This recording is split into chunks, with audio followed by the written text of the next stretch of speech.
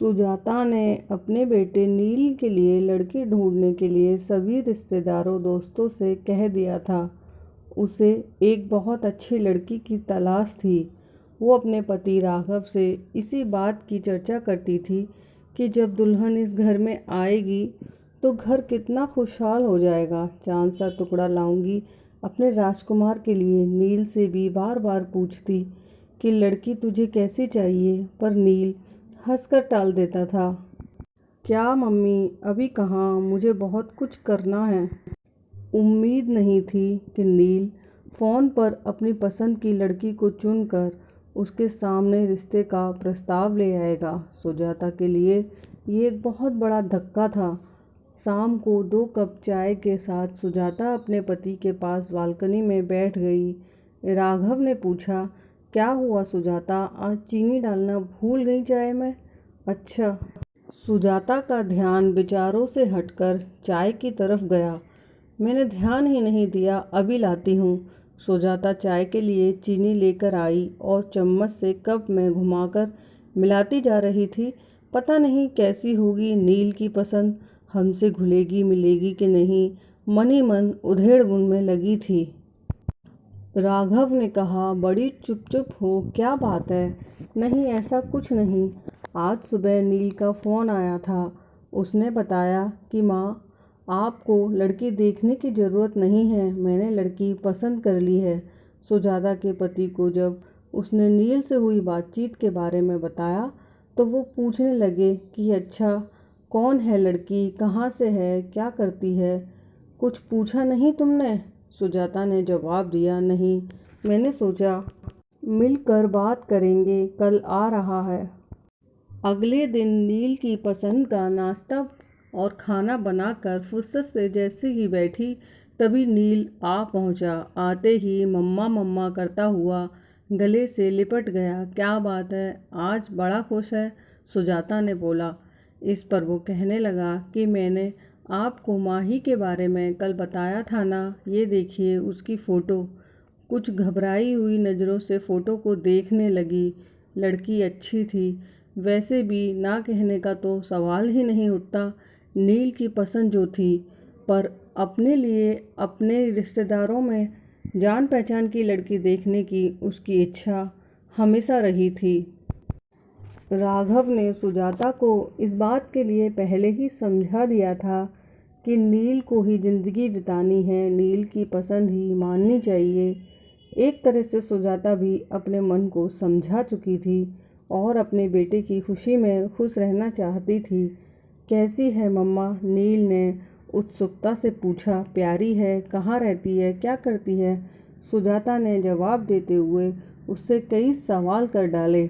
माँ, मेरी कंपनी के पास एक कंपनी है, उसमें जॉब करती है। उसके घर में उसके मम्मी पापा और एक छोटा भाई है, आपसे मिलवाना चाहता हूँ। नहीं बेटा, तुमने पसंद कर ली तो हमने पसंद कर ली, उसके पापा ने कहा। उसके मम्मी पापा बात कर लें, फिर इस रिश्ते को आगे बढ़ाएंगे। नील ये सुनकर बहुत खुश हुआ और माही के मम्मी पापा का नंबर तुरंत अपने मम्मी पापा को दे दिया। कुछ दिन बाद दोनों का रिश्ता पक्का कर दिया। माही सांवले रंग रूप की थी। हाँ, आंखें जरूर बड़ी थीं, लेकिन उसे देखकर सुजाता को लगा कि मैं इससे अच्छी ढूंढ कर लाती। गोरी चिट्ठी पर मन मसोस कर रह गई। सगाई धूमधाम से हुई, शादी भी हो गई, पर सुजाता को चिंता थी कि कोई मेहमान बहू के सांवले रंग पर ना कुछ बोल दे। लेकिन उसने देखा कि माही के चेहरे पर एक मुस्कान रहती थी। दुल्हन थी माही, पर फिर भी सबका ध्यान रख रही थी। आपने पानी लिया, कुछ खाया, सब रिश्तेदार तारीफ करते नहीं थक रहे थे। पर माही ज़्यादा बोलती नहीं थी, शायद उसकी आदत ही ऐसी थी, कम बोलना। सुजाता को माही से ज़्यादा बातें करने का समय नहीं मिला। पहले मेहमान रहे, फिर वो हनीमून पर चले गए। वहाँ से लौटे तो दोनों की छुट्टियाँ ख़त्म हो चुकी थी और दोनों दिल्ली लौट गए। नील ने 2 कमरों का एक मकान किराए पर लिया हुआ था। माही और वो दोनों साथ ही निकलते थे। दोनों की कंपनी पास पास थी। फ़ोन पर थोड़ी बहुत बात हो जाती थी, क्योंकि सुजाता को हमेशा राघव से माही की ही बात करनी होती थी। वो हमेशा कहती, माही शायद हमें पसंद नहीं करती।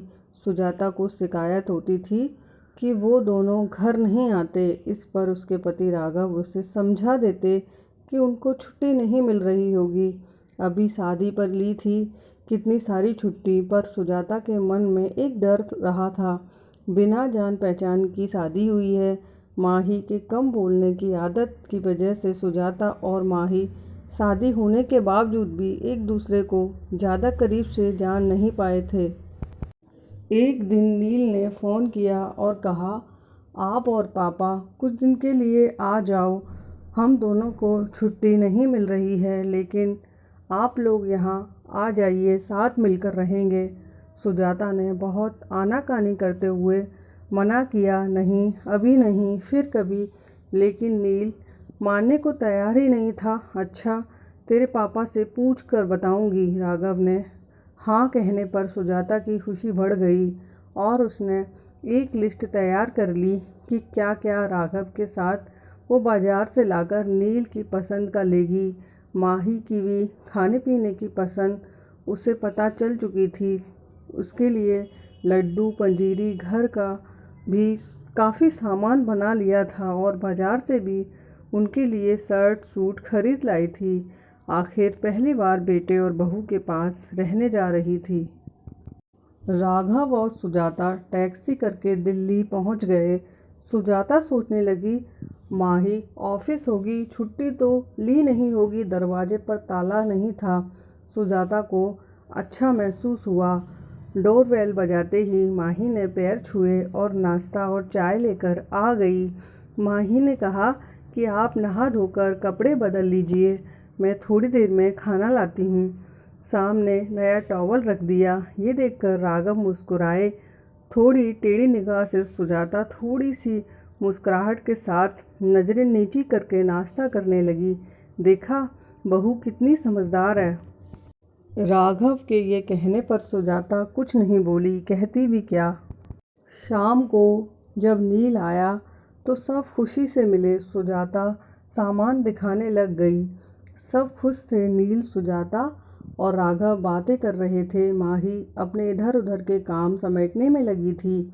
बस एक छोटी सी मुस्कुराहट लिए रात का खाना बाहर से ही ऑर्डर कर दिया था। सबने मिलकर खाना खा पीकर सब सोने चले गए। माही ने 2 चादर, 1 जग पानी और गिलास सब रख दिया था। सुजाता को मन ही मन खुशी हो रही थी। जैसा उसने सोचा था, माही वैसी ही थी, घर को घर समझने वाली। अगले दिन ऑफिस था। नील बताता था कि दोनों कॉर्नफ्लेक्स खा कर जाते थे। सुजाता ने सोचा उन्हें कंपनी में मिल जाता होगा खाना, इसलिए कुछ ज़्यादा खाकर नहीं जाते। उसने सोचा, क्यों ना मैं आज अपने राघव के लिए कुछ बना लूं। तभी माही की आवाज़ से उसका ध्यान टूटा। माँ, नाश्ता रेडीमेड है, ढोकला नील ने बाजार से ला दिया है। सुजाता ने देखा, माही नया सूट पहनकर तैयार थी। ये वो सूट था जो सुजाता लाई थी। माही ने आगे बोला, खाना बना दिया है, खा लीजिएगा। अपने दिए सूट में माही को देखकर सुजाता को खुशी महसूस हुई कि माही ने दिए का मान रखा। सुंदर लग रही हो माही, सुजाता ने धीरे से कहा और तुरंत बात पलट दी। अरे, मैं बना लेती नाश्ता। माही ने कहा, नहीं माँ, आप क्यों काम करेंगी। अच्छा, चलते हैं कहकर गले लगकर ऑफिस के लिए निकल गई। सुजाता को अपनी बहू माही बहुत पसंद आई। दोस्तों, ये कहानी आपको कैसी लगी कमेंट बॉक्स में ज़रूर बताएं। अगर कहानी अच्छी लगी हो तो वीडियो को लाइक करें और ऐसी ही नई नई कहानियाँ सुनने के लिए हमारे चैनल को सब्सक्राइब करें।